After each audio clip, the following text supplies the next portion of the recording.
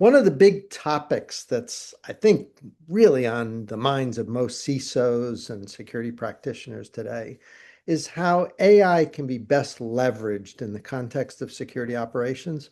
I have one of my friends here, someone I've known for a while. We've published together, good, real expert in this area, Mike Lyborg from Swimlane, that I'm going to ask some questions, ask him to share with us his insights on kind of what he's seeing in terms of AI in the SOC, where it's going, how it's evolving, what he's using. I think you'll enjoy it. So I hope you stick around and watch what we've got. I think you'll enjoy it.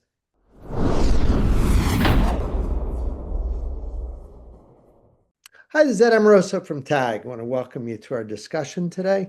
I have an expert here who's going to help us get some insight into how AI can be best leveraged in the SOC. It's Mike Lyborg, who's the CISO over at Swimlane. Mike, how you doing? Welcome. Thanks for making time today. I'm doing great. Thank you, Ed. And thanks again for having me on. I'm not sure if I could claim that expert piece, but we all try, right? Well, experts always say that. All right. No, I mean, practitioner to me is the highest calling. Anybody who's working day in, day out to try to deal with threats, that's the place you get good insight because you're not going to get a lot of academic mumbo jumbo. You're going to get here's what works and here's what doesn't work. But I want to say maybe to begin, maybe just say a couple words about yourself, your time at Swim Lane, kind of your area of emphasis, and then I'm going to ask you some questions about whether this newfangled artificial intelligence is something that's going to either change, augment, or enhance the SOC. But tell us a little bit about you, Mike. Yeah, so thank you, Ed. Name's Mike Lyborg. Been with Swimlane just over 8 years.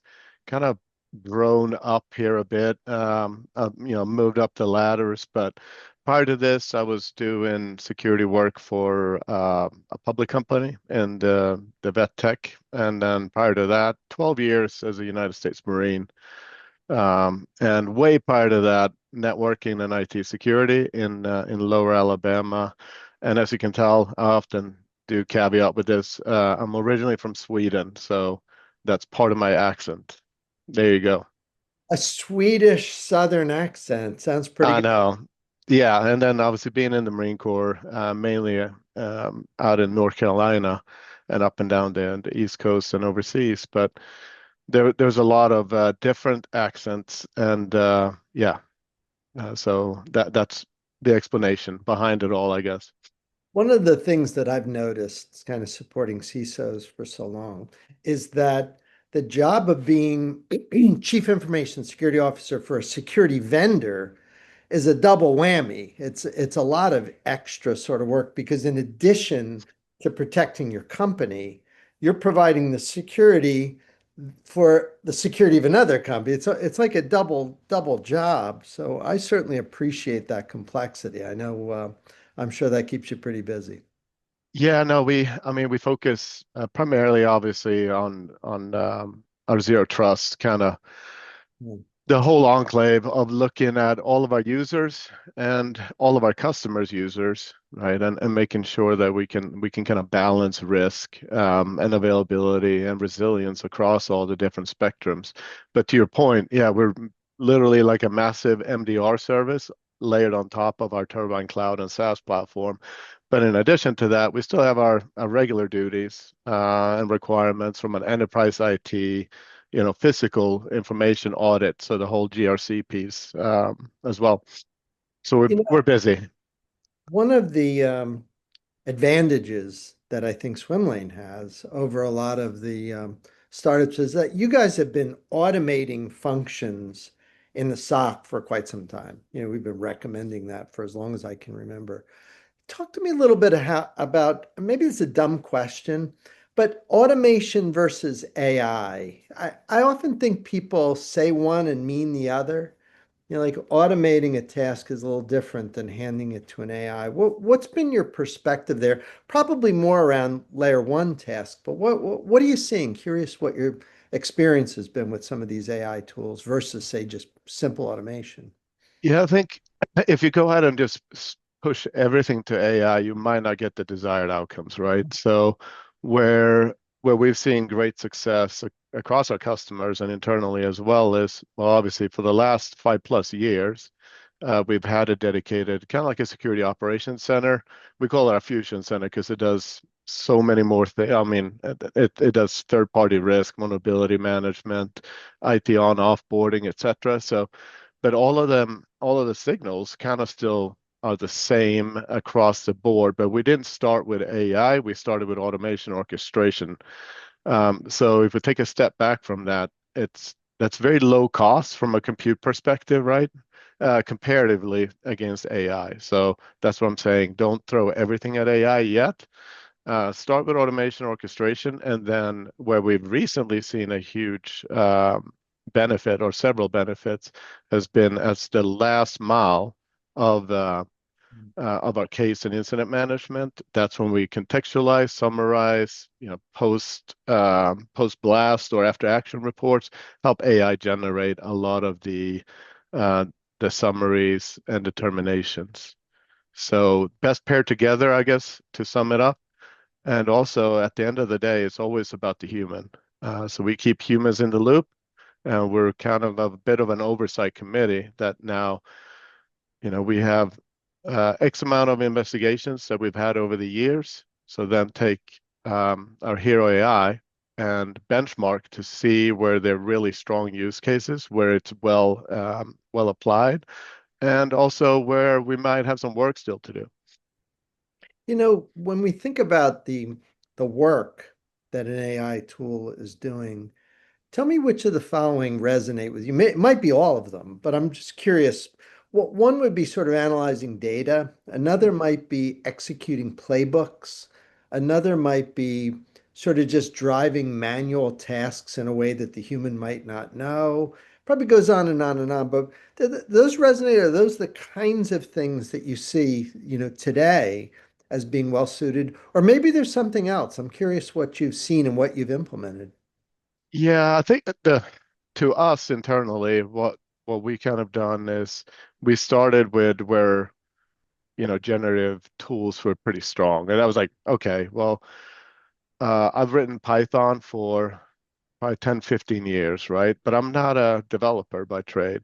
So when you can offload some of those to some of those tasks to, hey, validate this. I just want to know what the risk score and threshold is using all these different cyber threat intelligence tools, summarize all of that and kind of make sense out of it. Some of those basic ones are pretty easy to implement and adopt and test and verify.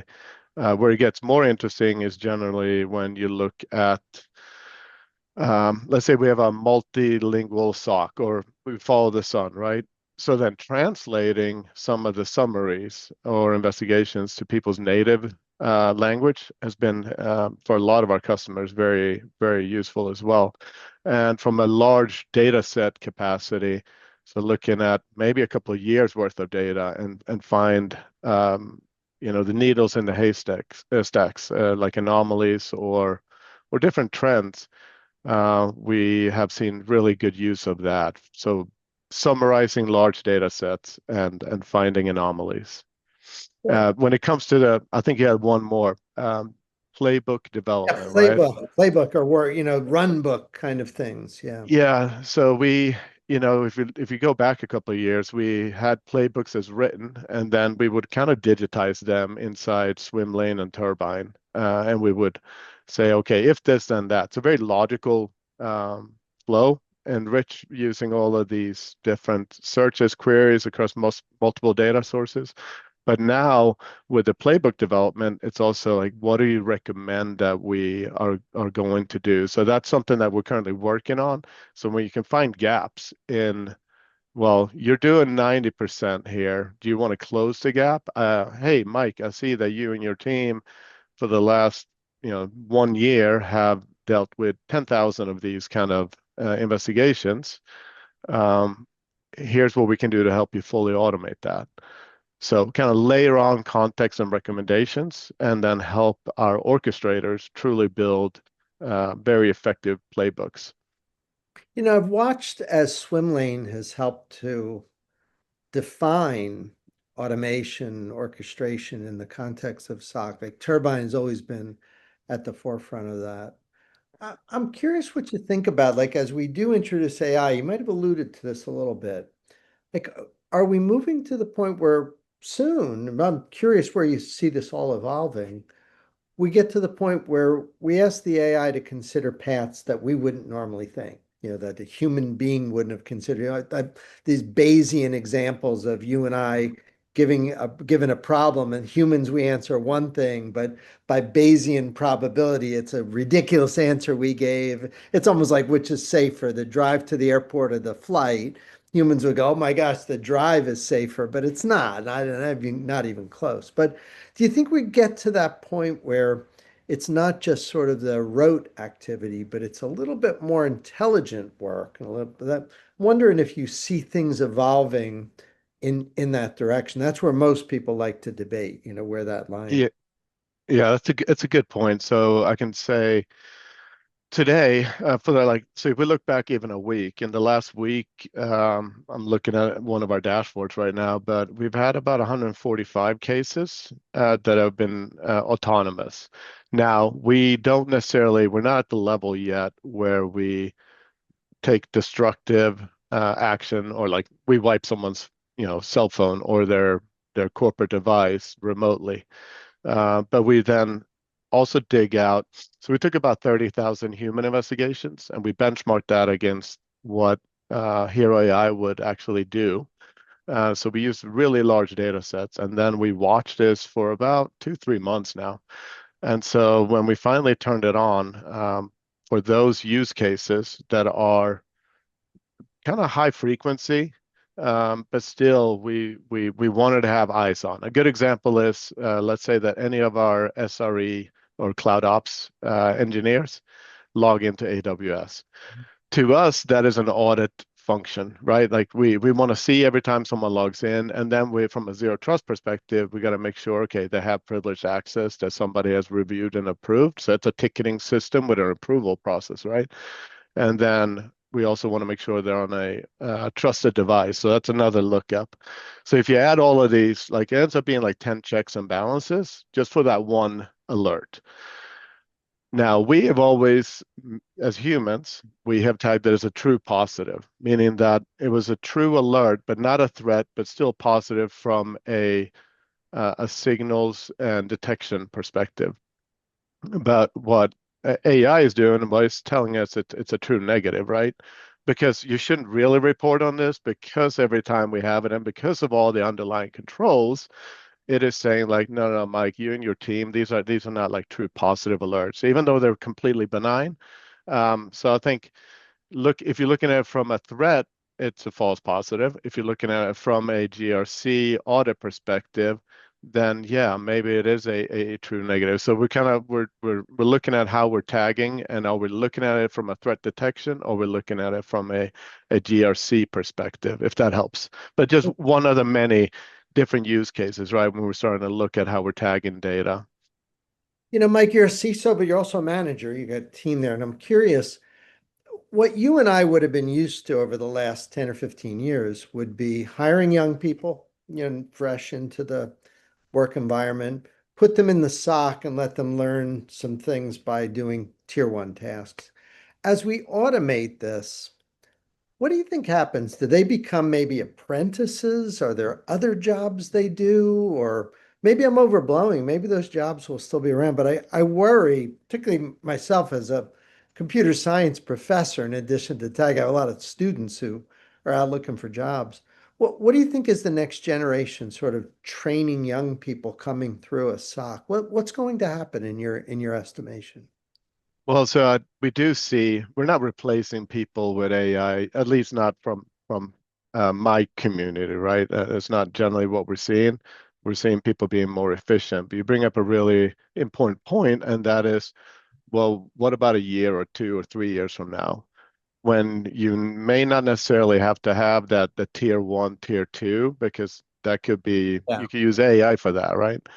Um, so what I think we need to do in the community is obviously focus a lot on internships and bring people in early as they are in that transition from their whatever education that they're doing, whether that's a boot camp or it's full-blown college or university, and still make sure that everybody understands and also kind of feels the pain. I know that sounds horrible, but I think there's a lot of value of being an IT support individual, right? Where you get to talk and interface with people because you learn so much. You definitely learn what not to do, and you also learn what works.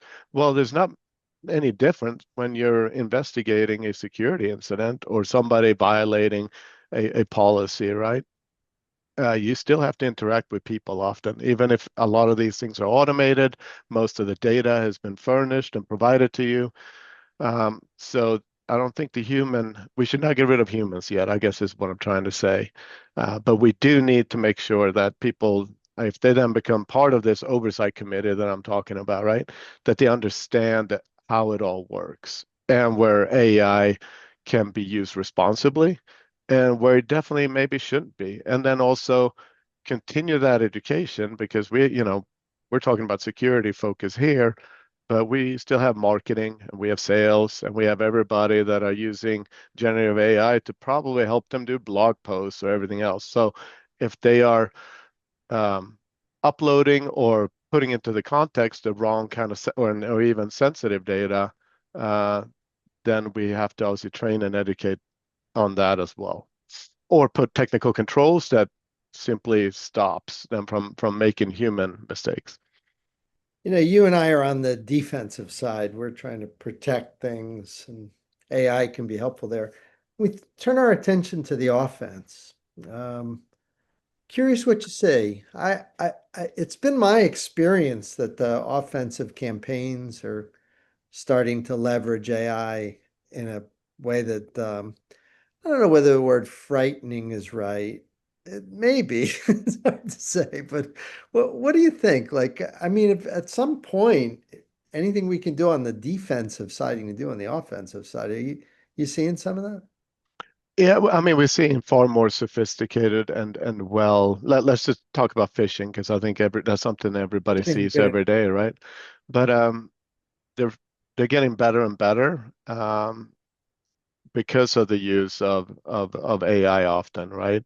So I think then too, from a defensive perspective, we have to kind of mimic what the attackers are doing. And so that, the best defense is a good offense, or you can flip them around, right? But I truly believe in that. So whether you're taking the OWASP, and the reason why I'm saying this is we run our own private LLM, right? So we, as the security practitioners, we want to try to break that. So we still have to have an offensive mindset in order to know where our defenses are strong and where there are gaps. And then through automation, this is now like really well suited because we can take a lot of the data, context, examples, prompts, and everything else, and just put them against our development systems and then automate the testing, right? To make sure that we are doing what we're supposed to be doing. But I think holistically, from looking at the external attack surface, um, you got to read a lot. You got to see where other people are being targeted. And there's ISACs out there that will probably share some good information, what they're seeing, as well as other, cyber threat intelligence providers. So read a lot, analyze a lot, and test a lot, I think is what's going to make you better. And that still takes that human, like, hey, we may we may have a gap here. Let's figure out if this is worth our time to automate, or is there a third party product that can help us do this? So like build versus buy. Mike, let's close with a kind of bottom line question here that I'm going to ask you to just sort of say A or B. It has to do with whether you're an optimist or pessimist here. I'm curious, when you look forward in all of this and watch things evolve, are you generally more optimistic about AI in the context of cyber, or are you pessimistic? Like a lot of people I ask would say, hey, I'm really worried about the threat here. I'm not sure we can keep up. And they'll give me an answer that's more pessimistic, but where do you stand on that spectrum? So I'm hoping I'm not like a massive outlier here, right? But I am extremely optimistic. I think where we're seeing and where we've gained and we now have data to back it up, like where this is really successful and a good or great use case for it. But it's still that, hey, be selective and test and verify, inspect what you expect, and make sure it's delivering the outcome. Don't just, I guess what I'm trying to say here, a lot of companies and boards are probably pushing AI on their security teams or IT teams and trying to become more operationally efficient. It's okay to say, hey, let's slow down. And let's test it.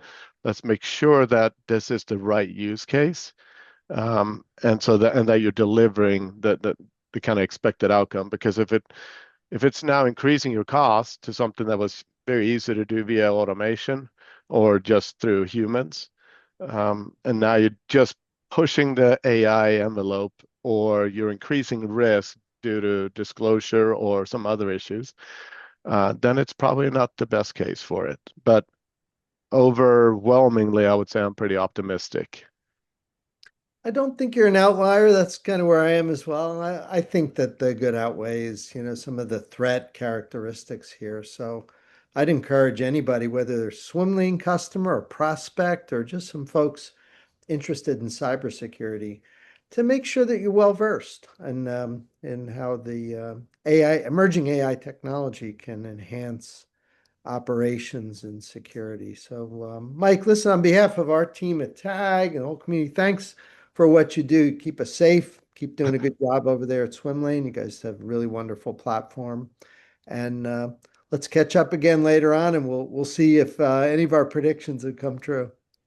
Thank you, Ed. Really appreciate you having us today. You bet. Nice to see you, Mike. And for those of you watching, we'll see you next time.